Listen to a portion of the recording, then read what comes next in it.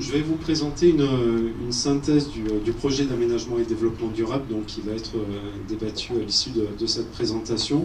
Donc je ne vais pas rentrer dans le détail de chaque objectif, de chaque orientation, mais simplement vous présenter les grandes orientations qui guident ce document-là et qu'on devra ensuite traduire dans le document d'orientation et d'objectifs. Donc pour construire ce projet d'aménagement et de développement durable, il y a plusieurs défis qui ont été posés en préalable qui nous paraissaient importants de rappeler avant de vous présenter les grandes orientations. Le premier défi, c'était de pouvoir s'adapter. Alors s'adapter, ça veut dire quoi? C'est prendre en compte en fait tout ce qui est lié au changement climatique sur le territoire, et dans le cadre du SCOT et les futurs documents d'urbanisme qui s'appliqueront sur votre territoire, il y a un intérêt à pouvoir anticiper ces éléments-là et pouvoir s'adapter aux effets du changement climatique et aux enjeux environnementaux qui sont présents sur votre agglomération.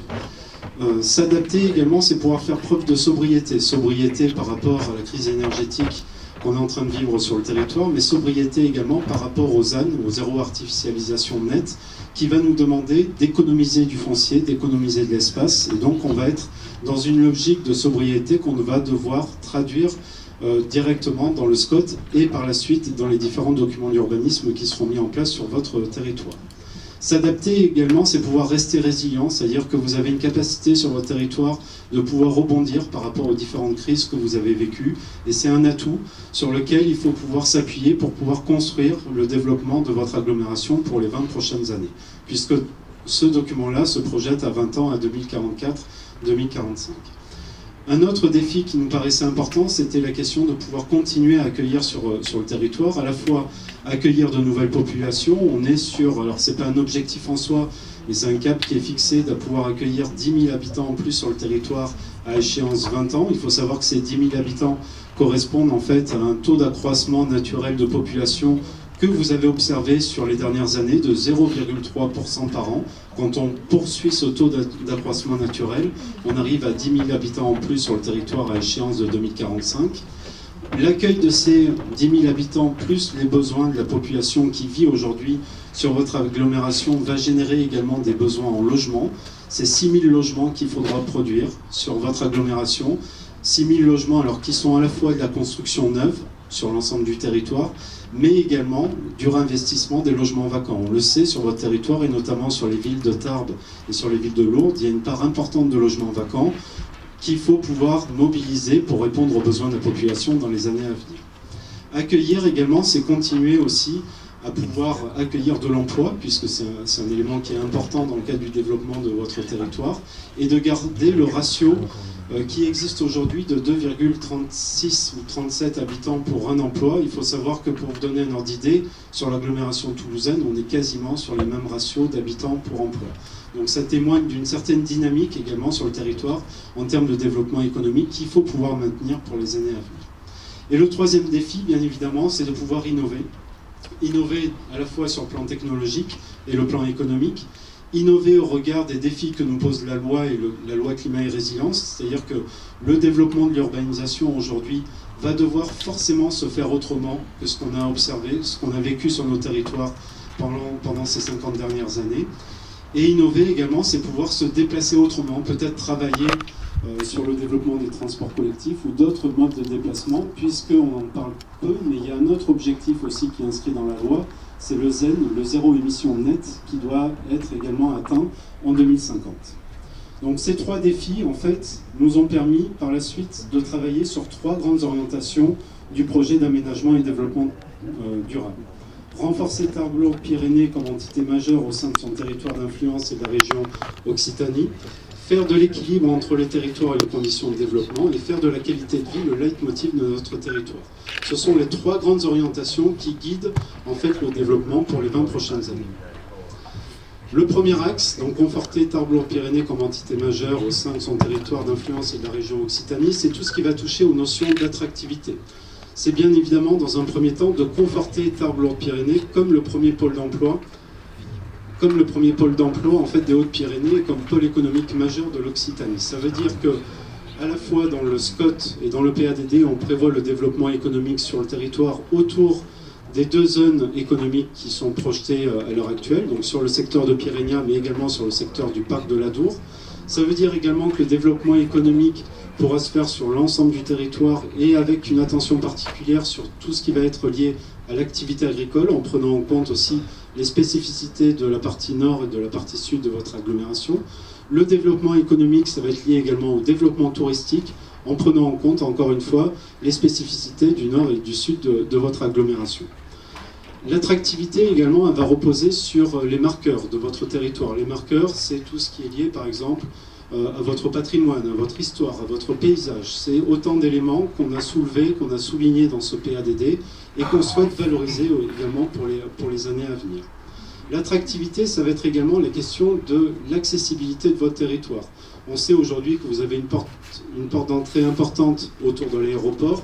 On veut bien évidemment confirmer cet aéroport pour les années à venir. On a la question du développement des réseaux ferrés et des cadencements avec les villes de Toulouse, mais également avec la ville de Pau, avec les territoires voisins. Donc ça fait partie des enjeux également qui ont été identifiés, qu'on a affirmés dans le projet d'aménagement et développement durable. Et la question de l'attractivité et au-delà même du rayonnement, c'est comment on travaille aussi avec les territoires voisins et comment on coopère avec les secteurs qu'on a autour de nous, alors notamment avec la métropole toulousaine, avec l'agglomération paloise. On affiche la volonté de développer les coopérations territoriales avec ces deux secteurs de Toulouse et de Pau, mais également avec tous les SCOT qui viennent entourer votre territoire, le SCOT de Naï, le SCOT des Vallées des Gaves, le SCOT de Haute-Bigorre, le SCOT de Val d'Adour sur la partie nord, et le SCOT de Pau aussi, qui sont autant de documents qui peuvent former un interscot et peuvent poser une réflexion globale à l'échelle de votre territoire. Le deuxième axe, c'est celui de l'équilibre, qui est une condition donc majeure de développement de votre agglomération, avec plusieurs orientations qui ont été posées. Je suis allé trop vite. Oui, je suis allé trop vite. La première, c'est donc de pouvoir s'appuyer sur les ressources naturelles du territoire pour assurer un développement durable et responsable. Et ça veut dire qu'on va travailler en priorité dans une logique de sobriété foncière. C'est ce que je vous expliquais tout à l'heure. Alors, c'est imposé par la loi climat et résilience. Vous avez sur la carte à droite de l'écran une carte qui identifie en fait tous les espaces qui sont actuellement urbanisés, qui sont actuellement bâtis, et avec un objectif qui est clairement affiché dans le cadre du PADD, du SCOT, c'est de prioriser le développement de l'urbanisation à l'intérieur des espaces qui sont déjà construits, des espaces qui sont déjà bâtis. C'est clairement inscrit dans le cadre du SCOT, c'est demandé aussi par la loi. L'autre objectif qui découle directement de la loi climat et résilience, c'est l'intégration de la réduction pour les 10 prochaines années, à minima de 50% de consommation d'espaces naturels, agricoles et forestiers. On a fait un bilan de ce que vous avez consommé sur la période 2010-2019, qui est de l'ordre de 400 à 450 hectares d'espaces agricoles, naturels et forestiers qui ont été consommés. L'objectif qui est affiché pour les 10 prochaines années, c'est de diviser par deux, donc de réduire de 50%, donc de consommer entre 220 et 205 hectares exactement. Et vous avez ensuite sur le graphique une courbe qui continue à baisser régulièrement vers le ZAN, le zéro artificialisation nette, qui lui est prévu pour 2050. Donc là, on fait que respecter, je dirais, strictement la loi telle qu'elle est aujourd'hui. Et vous n'êtes pas sans savoir que cette loi est tout le temps en évolution, tout le temps en amendement, et en train d'évoluer encore aujourd'hui. Il y a toujours des débats qui sont en cours sur ces éléments. La question des ressources naturelles également, c'est de pouvoir bien sûr prendre en compte tout ce qui va être lié à la qualité environnementale de votre territoire et de pouvoir protéger tout ce qu'on appelle des réservoirs de biodiversité. Donc les réservoirs de biodiversité, c'est à la fois tous les massifs boisés que vous avez sur votre territoire, toutes les haies qui vont former des ripisylves le long des cours d'eau, mais également toutes les zones humides qui sont sensibles sur votre agglomération. Ces réservoirs de biodiversité, il y a des connexions qui existent entre eux, donc c'est ce qu'on appelle des corridors écologiques. Et le SCOT a vocation également à pouvoir préserver et valoriser les corridors écologiques qui existent entre ces différents réservoirs de biodiversité. C'est ce qui est affiché sur la carte, avec une sensibilité à avoir de façon un peu plus précise sur certains secteurs où on a vu que ces corridors écologiques étaient entre guillemets en souffrance puisqu'il y avait un développement de l'urbanisation. C'est le cas au nord de Tarbes, au sud de Tarbes également, où on affiche la volonté de recréer, voire de reconforter des corridors écologiques. Alors tout ce qui est affiché dans le cadre du SCOT et dans le cadre du PADD devra se traduire derrière dans les documents d'urbanisme d'échelle infra, donc notamment les PLUI qui seront mis en place sur le territoire. Un autre enjeu également qui est important, c'est celui de la ressource en eau, à la fois d'un point de vue qualitatif, donc pour pouvoir préserver encore tous les espaces environnementaux qui ont un enjeu en lien avec l'eau, donc autour des cours d'eau, autour des zones humides, mais notamment sur la question de la quantité de la ressource en eau.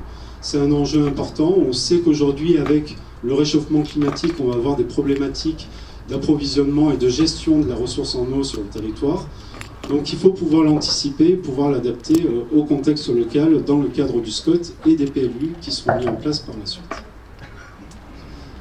La question de l'équilibre également, c'est de pouvoir réfléchir à ce qu'on appelle l'armature territoriale. Donc l'armature territoriale, c'est le fonctionnement actuel de votre territoire au regard du rôle que va jouer chaque commune à l'intérieur de votre agglomération. Vous connaissez certainement tous cette carte qui pose aujourd'hui le fonctionnement du territoire avec différentes strates, différents niveaux. On a d'abord ce qu'on appelle les communes de proximité, qui représentent environ une quarantaine de communes à l'échelle de votre agglomération, qui sont des communes plutôt de petite taille, qui jouent plus un rôle d'accueil résidentiel avec un commerce de proximité, un équipement de proximité, mais qui ne rayonnent pas forcément à l'échelle de leur bassin de vie.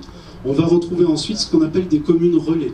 Des communes relais, c'est des communes qui peuvent faire système entre elles, comme sur le secteur du Pas-de-sur-Guerre, ou comme à l'est de Lourdes également, et qui peuvent avoir plusieurs équipements, plusieurs services à la population, et qui peuvent avoir un rayonnement un peu plus important à l'intérieur de leur bassin de vie. On va retrouver ensuite ce qu'on appelle les pôles relais. Les pôles relais, ce sont des communes qui sont entre 1000 et 3000 habitants, qui peuvent comporter des équipements de rang un peu plus supérieur, comme un collège, comme un lycée, comme un centre commercial un peu plus structurant également pour le territoire, et qui vont du coup avoir un rayonnement plus fort à l'intérieur du territoire.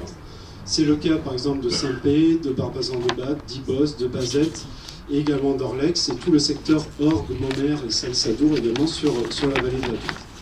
On a ensuite tout le pôle en devenir qui est lié au développement économique autour de Pyrénéen, qui concerne les communes d'Ossun, Juillan, Lannes et Loeil. Et ensuite, on a ce qu'on appelle les pôles urbains de Tarbes et de Lourdes, qui comportent à la fois, bien sûr, les villes-centres de Tarbes et de Lourdes, et toutes les communes périphériques qu'on appelait les communes satellites. Donc au nord de Tarbes, c'est Odos, La Loubère, Sousse, Séméac, Oraillan et Bordère. Et autour de Lourdes, on a identifié Poix-Ferré et Adé. Donc ce fonctionnement-là, c'est ce qui est inscrit dans le cadre du SCOT et du PADD, et ce qui va faire foi également pour les 20 prochaines années en termes de développement. À la fois sur le développement économique, on l'a vu tout à l'heure, la priorité c'est de pouvoir assurer un développement économique sur Pyrénéen et sur le parc de la Dour, mais ça veut dire que sur les autres territoires, on peut avoir l'implantation d'activités à l'intérieur de toutes les communes de l'agglomération. Simplement, il n'y aura pas de nouvelle création de zones d'activité, pas de nouvelle extension également de zones d'activité. C'est ce qui est inscrit aujourd'hui dans le projet d'aménagement et développement durable. C'est la même logique au niveau du développement commercial. Le développement commercial pourra se développer sur toutes les communes, mais on peut avoir un développement commercial peut-être plus important sur des communes de rang supérieur dans l'armature territoriale qui est posée. Pareil, la loi climat et résilience empêche aujourd'hui toute nouvelle artificialisation pour de nouvelles zones commerciales sur le territoire national, pas que sur la clause, sur l'ensemble du territoire national. Donc ça veut dire qu'on ne pourra plus avoir de nouvelles zones commerciales sur le territoire à l'échelle de l'agglomération. Et cette logique également d'armature territoriale va également s'appliquer sur les équipements.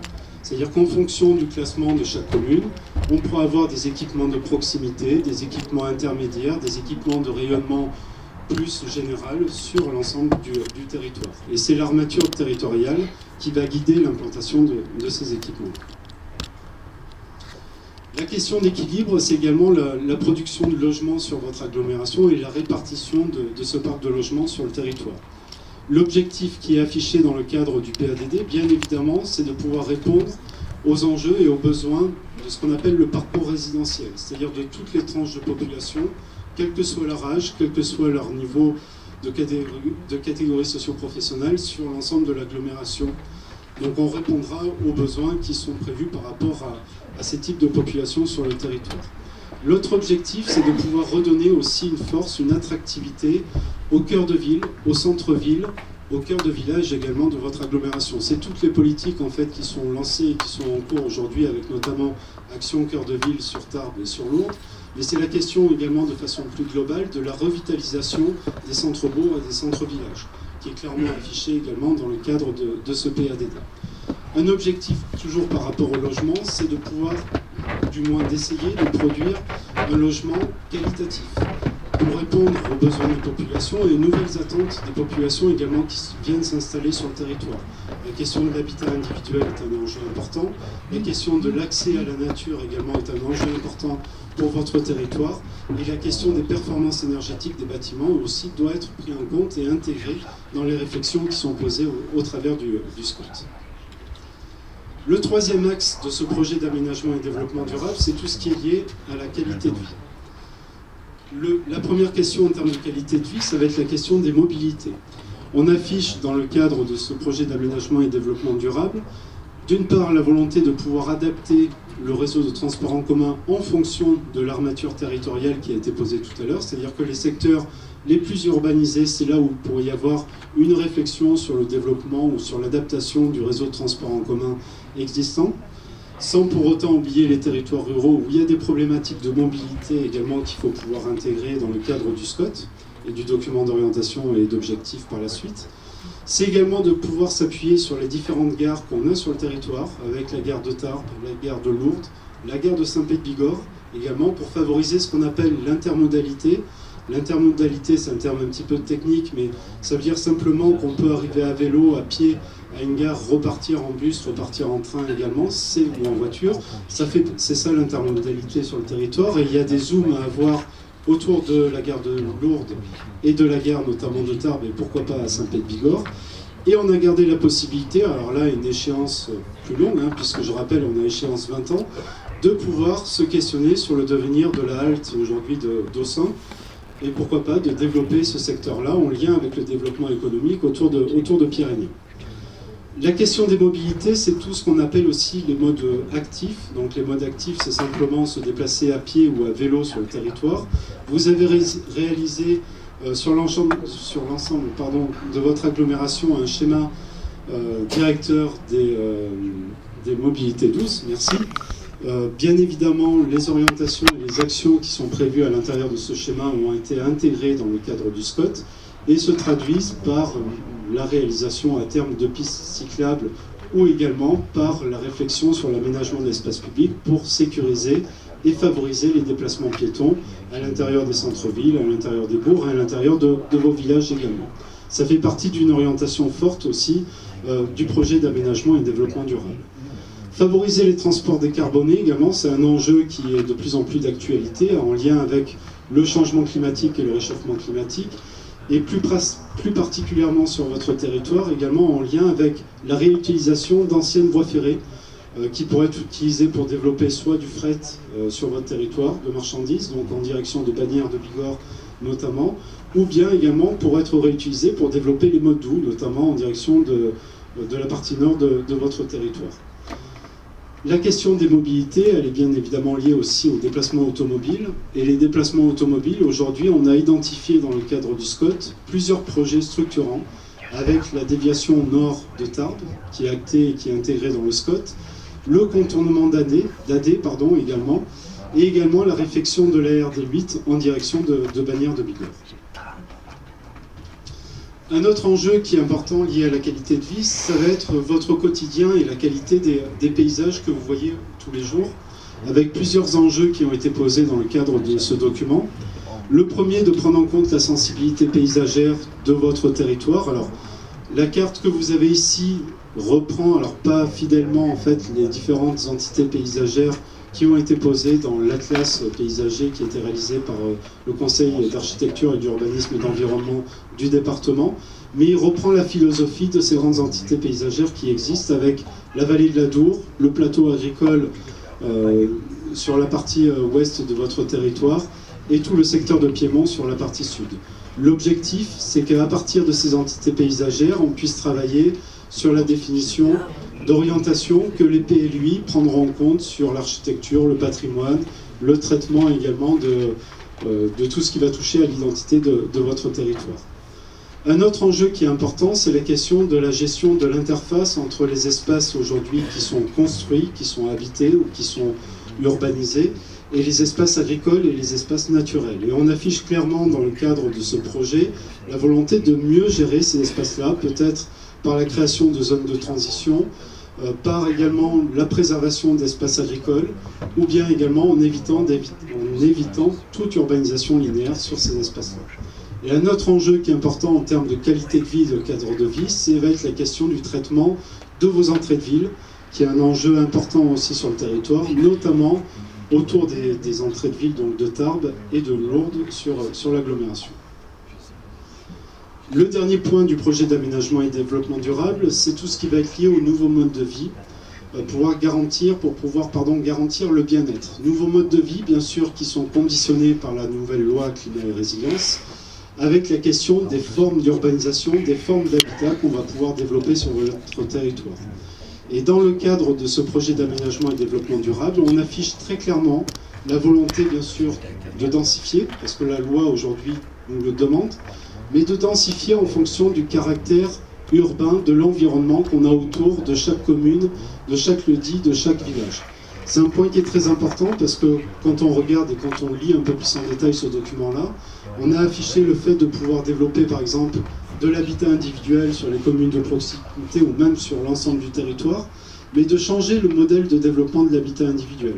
C'est-à-dire qu'aujourd'hui, construire sur une parcelle de 1500, 2000 m², c'est quelque chose qui ne va plus être possible au regard de la loi climat et résilience. Donc ça veut dire qu'on va devoir obligatoirement travailler sur de l'habitat, sur des parcelles peut-être plus petites, ou sur de l'habitat peut-être accolé, des maisons qui peuvent être accolées les unes aux autres, ou sur de l'habitat qu'on appelle intermédiaire, donc des petits collectifs également qui peuvent être développés sur votre territoire. Tout ça devra être pris en compte et devra s'adapter à l'environnement de chaque secteur. C'est-à-dire qu'on a une règle générale, mais que les PLUI derrière prendront en compte pour prendre en compte la sensibilité paysagère, architecturale et patrimoniale de chaque hameau, chaque village et chaque commune de votre territoire. Un autre enjeu important en termes de bien-être, bien évidemment, c'est de prendre en compte tout ce qui est lié aux problématiques de pollution, aux problématiques de nuisance par rapport, par exemple, le bruit, et bien évidemment de prendre en compte les risques, notamment les risques naturels qui sont liés à l'inondation, au risque feu de forêt également, ou par exemple aux risques industriels qu'on peut avoir sur le territoire. Ça descend directement sur le SCOT et bien évidemment on doit pouvoir l'intégrer. Et le dernier point qui est affiché dans le projet d'aménagement et développement durable, c'est tout ce qui est lié au lien social et de pouvoir favoriser en fait à la fois la rencontre des gens, donc par un travail sur l'espace public, par de nouvelles formes urbaines qui permettent aux gens de se rencontrer, de discuter, et simplement par un meilleur traitement et un meilleur partage de l'espace public.